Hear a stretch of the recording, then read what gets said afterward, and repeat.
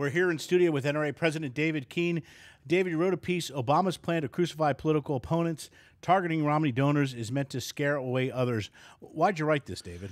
Well, when it appeared in the news that the Obama campaign had picked out almost at random Romney donors who had given a substantial amount of money and decided to go after them, including sending private detectives to look into their background so they could smear them in public, I happened to be meeting with a friend of mine who used to work for John Kennedy when he was president.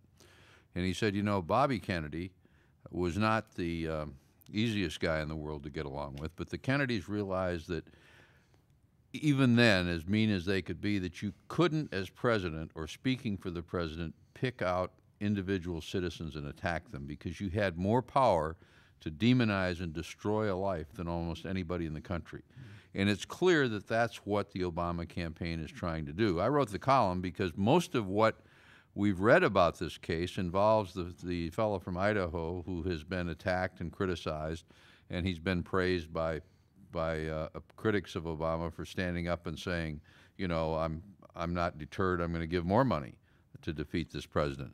What he and they don't realize, it's not about him. Mm-hmm. It's about those thousands of people who might get involved in politics, but who might not now because they don't want to go through this. And that's what this campaign, that's what this White House is trying to do.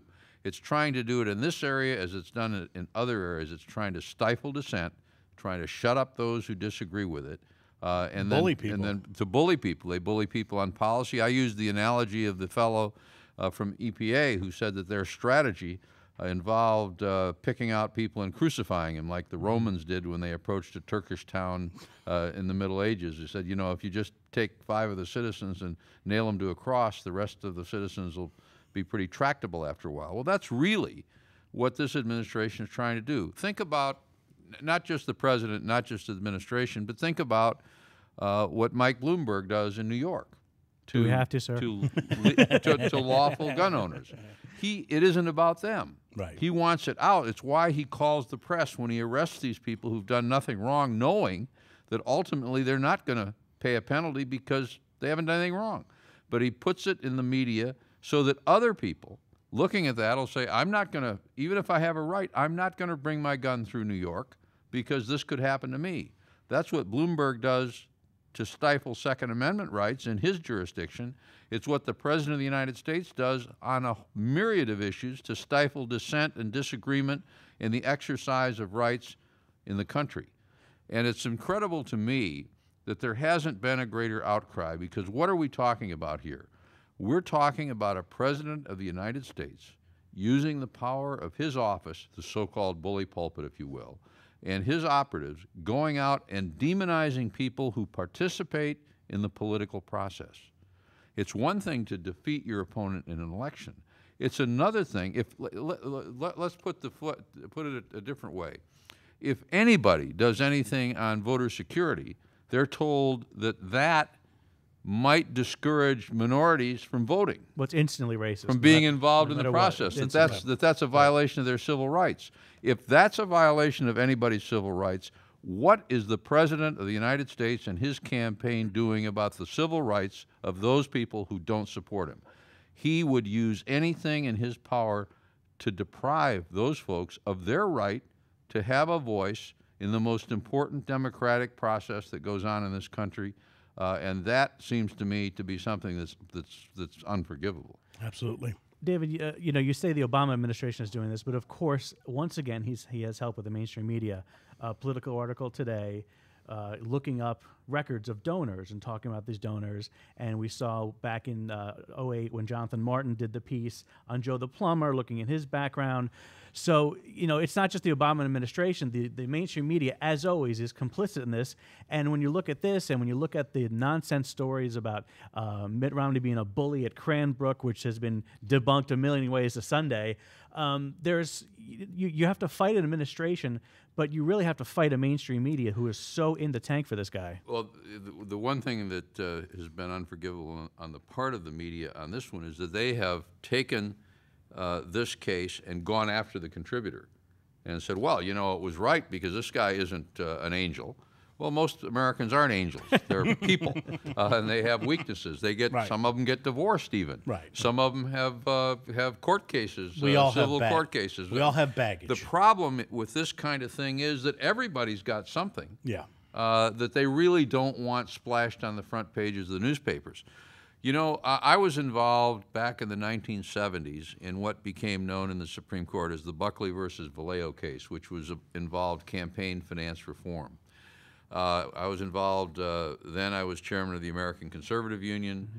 We were involved with the American Civil Liberties Union, the New York Conservative Party, former Senator Gene McCarthy of Minnesota, and former Senator Jim Buckley of New York. And we went to the Supreme Court.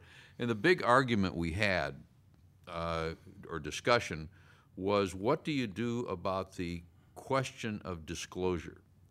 Historically, the right for people to give money or participate in politics without disclosing their name and identity has been protected. The most famous case before the Supreme Court was in the 1950s involving in Alabama and the NAACP. It was NAACP versus Alabama, where the state of Alabama had gone after the NAACP contributor list in the name of disclosure, and the Supreme Court said no, because that would have a chilling effect in that jurisdiction of citizens giving money and participating in politics by giving that money and joining the NAACP and supporting its civil rights efforts if their names were known and publicized. And that's true. It was decided that in the name of campaign reform, that while you couldn't limit people's speech by denying them the right to speak, that perhaps disclosure was the lesser of all evils, that everybody should know who was paying for the speech and all of that. And that was sort of generally considered the lesser of evils by all parties involved. But what's happened is that this disclosure has been taken by people as a way of taking the lists and then trying to intimidate people that get involved by demonizing them and preventing other people from getting involved. Having said all that, for Politico to do that, for other groups to do that, is qualitatively different than when the President of the United States and his campaign does it, because Politico may be able to smear you, and they've smeared almost everyone we know at one point or another. They have not a high regard for the truth, right. but they can't sick the IRS on you. They can't go after your businesses. They can't demonize you in that way. It's one thing for your neighbor to say, well, this newspaper didn't like Joe. It's another thing for your neighbor to think the government doesn't like Joe. That's qualitatively different. Okay. And I certainly think that what you say is correct. I think I've had sleepless nights over this question of disclosure, because in fact what seemed like a reasonable compromise, where you would let people know who was paying for what, has been misused by people who take those lists and then use them to in fact stifle, to do exactly what the Supreme Court was worried would be done when they prevented the state of Alabama from getting the NAACP membership list back in the day. David, you know, you talk a lot about the Supreme Court. The big issue, of course, as we look to this election and we look to November, if you were to look at a re-election of Barack Obama, talk to me about what the Supreme Court would look like and what would be the future of the Supreme Court, and how, talk about sleepless nights. I mean, that'd be sleepless weeks, David Keene. It's a good thing we can have a sense of humor at this point, because the polls don't guarantee that we're going to face this eventuality. Right. But one of the reasons that we at the NRA are all in this cycle is that it's our firm belief that if this guy and his people get another 4 years in the White House, they are going to appoint an ideological liberal majority to the United States Supreme Court, and not just to the Supreme Court, but to the appeals courts and the courts below that. And this comes at a time when they can either, a liberal majority could, for example, reverse the Heller decision and decide that the majority that decided Heller was wrong, and that they misread the Second Amendment, and that indeed it did not guarantee citizens a right to keep and bear arms, but indeed it was a collective right, as President Obama believes. They could do that, but they wouldn't even have to do that. They could look at it and construe it so narrowly and legitimize restrictions at both the Supreme Court and at the lower court levels as to make the Heller decision virtually meaningless. Oof. And that's the kind of thing that we're looking at. I'm not sure, given the successes that we've had over the last few years, and given the inability of the Obama administration to pursue the anti-gun position that the president takes, I'm not so sure that all of our members, or that indeed all gun owners and Second Amendment supporters, realize just how dangerous we are, what dangerous position we're in at this juncture in our history, because everything that we've gained, all of the work that we've done since the 1970s, the concealed carry laws, the Castle Doctrine, the individual right to keep and bear arms for self-defense, all of those things would be at risk if this president gets a second term. 30 years of work, 40 years of work, 40 years of advocacy on the part of gun owners, all of the sweat and the time and the financial resources that our members and other gun owners have put into this fight could be wiped out in the space of a few months if this president is reelected. Wow. David, talking about President Obama as a president, of course you want to have respect for the office of the presidency. But one of my issues is I'd have much more respect for President Obama if he had courage of his convictions and he was very firm about what he thought. We looked recently at this. It doesn't matter what you think about gay marriage, for or against, it doesn't matter. But for him to make it a politically expedient issue, and then for Hollywood to say, "Oh, hallelujah, here's all our money," and then Newsweek to call him the first gay president and put a rainbow halo over his head. I mean, are people that dupable? I mean, it was so obviously a political calculation. If he had, and you knew he thought that way the whole time. I mean, why not just be upfront about it? Well, he was for gay marriage as a state senator. Right, he was for against it for right. He was against gay marriage as a presidential candidate and as a first-term president. But how about just then having a conviction? And obviously this, and he even said that he had changed his mind some time ago, but intended not to let that be known until much later in the campaign. It is crazy. That's sort of a public admission of duplicitousness, if you will. But the fact of the matter is that this is a guy who has on a whole variety of issues, including Second Amendment issues, has decided that what he really wants to do is going to get done after November. Well, when he has more flexibility, if he gets reelected, as he told the president of Russia, when I have more flexibility. But when he doesn't have to stand for election again, that's when he's going to be willing to spend the political capital he has to accomplish these things. That's why he told Sarah Brady that we have to operate for now under the radar. That's why he told the president of Russia to just hold on, give me some time, give me some space. Once I get elected, when I get elected in his view, if he gets elected in our view, he will do the things that we know he wants to do. He's a pretty decent politician, but listen, the thing that's amazed me, the most recent polls, the USA Gallup poll of earlier this week, had Romney running ahead, and actually on their personal approval ratings had Romney virtually tied with him.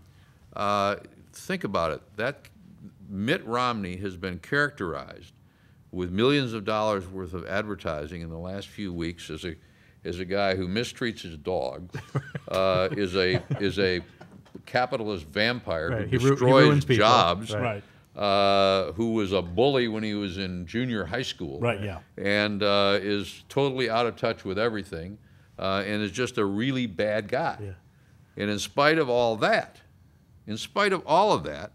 he's running ahead of this president who the major media says everyone likes. Right. Well, look at the fact of the matter is that they've got a problem. Well, look at West Virginia, where a convicted felon sitting in prison gets, what, 41% of the vote against. He won 10 counties against the president. Well, also they're saying in Arkansas, May 22nd, Arkansas, he might actually lose the primary there. But isn't it amazing to think that now that maybe North Carolina might not be the swing state people thought it would be, and Mitt Romney might just the Rasmussen poll, I think today, has Romney about 8 points up in North Carolina. If you look at the key states, North Carolina is one of them, Virginia is another one, Pennsylvania, Ohio. And Nevada and a few others. These are states that the president has to carry if he's going to be reelected. And the fact of the matter is that in spite of all the talk that you hear, he's not doing very well. And that's not to say that he's going to lose automatically, or that it's going to be an easy race for the Republicans, or that we don't have to worry about him being reelected as Second Amendment supporters. But it is to say that if you look at the data and you look at what's going on, and then you read some of these things in the mainstream media about how everybody loves him, well, they hide things their own are polls. Wonderful. CBS hides their own polls. Exactly. I mean, this is it tells you more than you need to know.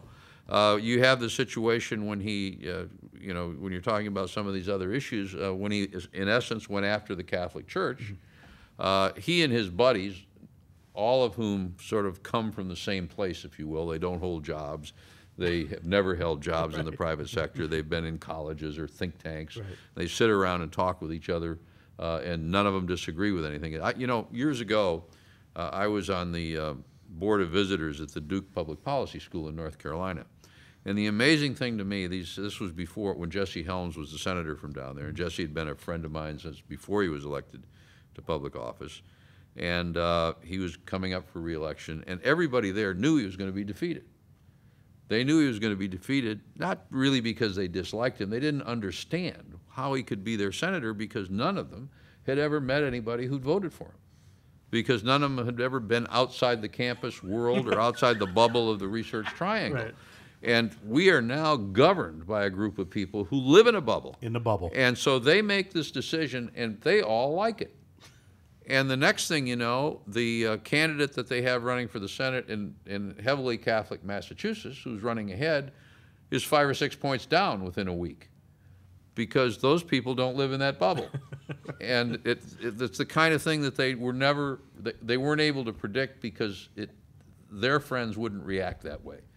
And it's that kind of a tin ear for things that take place outside their neighborhood that makes it so difficult for them to make the correct political decisions. When you look at it objectively, you say, why? Why? If he's such a smart politician, and everybody acknowledges he's a bright guy, if he's such a smart politician, why is he doing these things? Because they aren't working. Well, he's doing these things because he and his people have no understanding of what other people think or how they react. And so if he were running for the presidency of the the Harvard Alumni Club, he'd win. They wouldn't even put up a contender. That's right. I mean, it would be a slam dunk. Everything he said would be applauded by these folks. But that's not what he's running for. He got away with it last time because nobody really knew what he stood for, because he's an attractive young guy, because the Republicans had been in too long. There was an unpopular war. The president had lost his popularity, and because the economy collapsed. I mean, the amazing thing was that he didn't win by more. And so he won, and now he thinks he's a political genius who understands the United States. Well, this time it's on him. This time people are looking not at his opponent and saying we need somebody else. They're looking at him and saying, you know, maybe we do need somebody else. So it's a different world, it's a tougher world, and frankly, it's a world I'm not sure he understands. But just to wrap up here, there's something delicious about what's going on in North Carolina when you have the governor bashing her own state, you have a DNC that's going to be held there in Charlotte, and think about this, David. President Obama will be receiving the nomination, if they don't move it, which they won't, in Bank of America Stadium. You know, and banks. Oh my God, forget. Occupy hates the banks. This is a governor who, after the last off-year election, said we should abolish congressional elections. You know, because to allow the president to do what he needs to do for the country. Now she hates her state. Needless to say, she's not going to be governor. Exactly. But he's got to go down there at a state which had, of course, overwhelmingly voted against gay marriage the day before he came out for it. And as you say, it's It's fun to watch. It's not the kind of choice you would have made for a venue had you known all these things were going to happen. Right, and the right to work state, and you have the unions angry. It's definitely fun to watch on the sidelines, and any turmoil in that campaign is always good for us on this side. That's why politics are never boring, gentlemen. No, they're not. NRA President David Keene, thank you so much for always being here for us, sir. Thank you for being where you are right now. We really need you there as president of the NRA, and we appreciate your insight and your expertise in these issues. Thank you. Thank you very much. Thanks, Thank you, David. sir.